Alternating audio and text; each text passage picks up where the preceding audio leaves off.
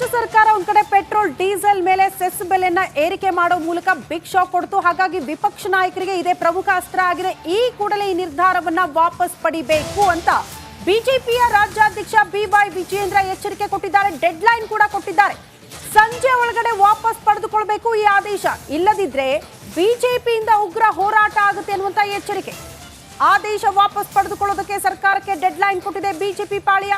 ಸಂಜೆ ಒಳಗಡೆ ಆದೇಶ ವಾಪಸ್ ಆಗದಿದ್ರೆ ನಾವು ಹೋರಾಟ ಮಾಡ್ತೀವಿ ಅಂತಿದ್ದಾರೆ.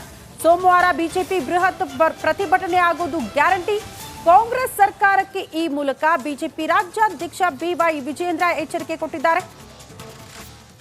ರಾಜ್ಯದ ಜನರ ಮೇಲೆ ಇವತ್ತು ಬರೆಯನ್ನು ಹಾಕಕ್ಕೆ ಹೊರಟಿದ್ದಾರೆ. ಒಂದು ಕಡೆ ಸೋಲಿನ ಹತಾಶೆ, ಮತ್ತೊಂದು ರಾಜ್ಯದಲ್ಲಿ ಇವತ್ತು ಆರ್ಥಿಕ ಪರಿಸ್ಥಿತಿ ಸಂಪೂರ್ಣ ಹದಗೆಟ್ಟಿರ್ತಕ್ಕಂಥದ್ದು. ಆದರೆ ಬಂಡ ಸರ್ಕಾರ, ಮಾನ್ಯ ಮುಖ್ಯಮಂತ್ರಿಗಳು ಇದನ್ನು ಒಪ್ಕೊಳ್ಳೋದಿಲ್ಲ. ಆರ್ಥಿಕ ಪರಿಸ್ಥಿತಿ ಬಹಳ ಸದೃಢವಾಗಿದೆ ಅಂತ ಒಂದು ಕಡೆ ಹೇಳ್ತಾರೆ, ಮತ್ತೊಂದು ಕಡೆ ಇವತ್ತು ಪೆಟ್ರೋಲ್ ಡೀಸೆಲ್ ರೇಟ್ ಜಾಸ್ತಿ ಮಾಡಿರ್ತಕ್ಕಂಥದ್ದು ಮೇಲ್ನೋಟಕ್ಕೆ ಗೊತ್ತಾಗ್ತದೆ. ಇವತ್ತು ರಾಜ್ಯದ ಆರ್ಥಿಕ ಪರಿಸ್ಥಿತಿ ಇವತ್ತು ಸಂಪೂರ್ಣವಾಗಿ ಹದಗೆಟ್ಟಿರ್ತಕ್ಕಂಥದ್ದು. ರಾಜ್ಯ ಸರ್ಕಾರ ಅಧಿಕಾರಿಗಳ ಸಂಬಳವೂ ಕೂಡ ಕೊಡದೇ ಇರತಕ್ಕಂಥ ಒಂದು ಕೆಟ್ಟ ಪರಿಸ್ಥಿತಿಗೆ ಬಂದಿರತಕ್ಕಂಥದ್ದು. ಇದರ ಪರಿಣಾಮ ರಾಜ್ಯದ ಜನರ ಮೇಲೆ ಬರೆ ಹಾಕಿದ್ದಾರೆ. ಪೆಟ್ರೋಲ್ ಮತ್ತು ಡೀಸೆಲ್ ರೇಟನ್ನು ಜಾಸ್ತಿ ಮಾಡಿದ್ದಾರೆ. ನಾನು ತಮ್ಮ ಮೂಲಕ ರಾಜ್ಯದ ಮುಖ್ಯಮಂತ್ರಿಗಳಿಗೆ ಮತ್ತು ಹಣಕಾಸಿನ ಸಚಿವರಿಗೆ ಆಗ್ರಹವನ್ನು ಮಾಡ್ತೇನೆ. ಒಂದು ಕಡೆ ಬರಗಾಲ, ಮತ್ತೊಂದು ಕಡೆ ಇಂಥ ಸಂಕಷ್ಟದ ಸಂದರ್ಭದಲ್ಲಿ ರಾಜ್ಯದ ಜನರ ಮೇಲೆ ತಾವು ಏನು ಹೊರೆಯನ್ನು ಹಾಕಕ್ಕೆ ಹೊರಟಿದ್ದೀರಿ, ಹಾಕಿದ್ದೀರಿ. ಇದು ಅಕ್ಷಮ್ಯ ಅಪರಾಧ. ನಾನು ಒತ್ತಾಯನ ಮಾಡ್ತೇನೆ, ಆಗ್ರಹವನ್ನು ಮಾಡ್ತೇನೆ.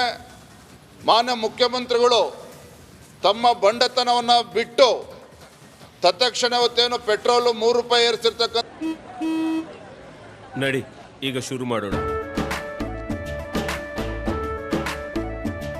ಕೇಸರಿಯಿಂದ ಮನೋಲ್ಲಾಸ ಮನಸ್ಸು ಮತ್ತೇರಿ ಕುಣಿದಾಡಿದೆ ನೋಡು, ಮನಸ್ಸು ಮತ್ತೇರಿ ಕುಣಿದಾಡಿದೆ ನೋಡು. ಕ್ಷಣ ಕ್ಷಣವೂ ಆಚರಿಸಿ ಕೇಸರಿ ಹಬ್ಬ. ವಿಮಲ್ ಬಾಯಲ್ಲಿ ಹೇಳಿ ಕೇಸರಿ.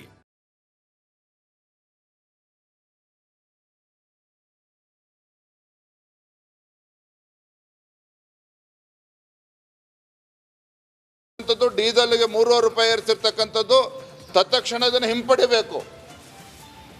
ನಾವು ಇಲ್ಲ ರಾಜ್ಯಾದ್ಯಂತ ಈಗಾಗಲೇ ಹೋರಾಟ ಕರೆ ಕೊಟ್ಟಿದ್ದೇವೆ. ಮುಂದಿನ ಸೋಮವಾರ ಇವತ್ತು ರಾಜ್ಯಾದ್ಯಂತ ಎಲ್ಲ ಜಿಲ್ಲಾ ಕೇಂದ್ರಗಳಲ್ಲಿ ಭಾರತೀಯ ಜನತಾ ಪಾರ್ಟಿ ಪ್ರತಿಭಟನೆ ಮಾಡ್ತೇವೆ, ಹೋರಾಟ ಮಾಡ್ತೇವೆ.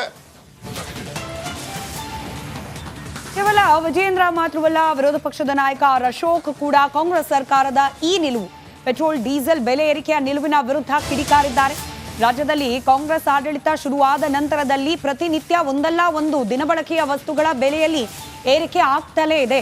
ಪೆಟ್ರೋಲ್, ಡೀಸೆಲ್, ಹಿಂದೆ ಹಾಲು, ಮೊಸರು ಇತ್ಯಾದಿ ದಿನಬಳಕೆಯ ವಸ್ತುಗಳ ಬೆಲೆ ವಿಪರೀತ ಏರಿಕೆ ಆಗ್ತಾ ಇದೆ. ಇದರಿಂದಾಗಿ ಜನರ ಜೀವನ ದುಸ್ತರವಾಗಿದೆ. ಹಾಲು, ಆಲ್ಕೋಹಾಲಿನ ಬೆಲೆ ಕೂಡ ಏರಿಕೆಯಾಗಿದೆ. ಮನೆಗಳ ಗೈಡ್ಲೈನ್ಸ್ ವ್ಯಾಲ್ಯೂ ಕೂಡ ಜಾಸ್ತಿ ಮಾಡಿದ್ರು. ಈಗ ಪೆಟ್ರೋಲ್ ₹3, ಡೀಸೆಲ್ ₹3.5 ಏರಿಕೆ ಮಾಡಿದ್ದಾರೆ. ನಿಮಗೆ ಮಾನ ಮರ್ಯಾದೆ ಇದೆಯಾ ಅಂತ ಸರ್ಕಾರವನ್ನ ತರಾಟೆಗೆ ತೆಗೆದುಕೊಂಡಿದ್ದಾರೆ ವಿರೋಧ ಪಕ್ಷದ ನಾಯಕ ಆರ್ ಅಶೋಕ್. ಅಧಿಕಾರಕ್ಕೆ ಬಂದ ಮೇಲೆ, ಕಾಂಗ್ರೆಸ್ ಸರ್ಕಾರ ಅಧಿಕಾರಕ್ಕೆ ಬಂದ ಮೇಲೆ ಕಳೆದ 1 ವರ್ಷ 1 ತಿಂಗಳಲ್ಲಿ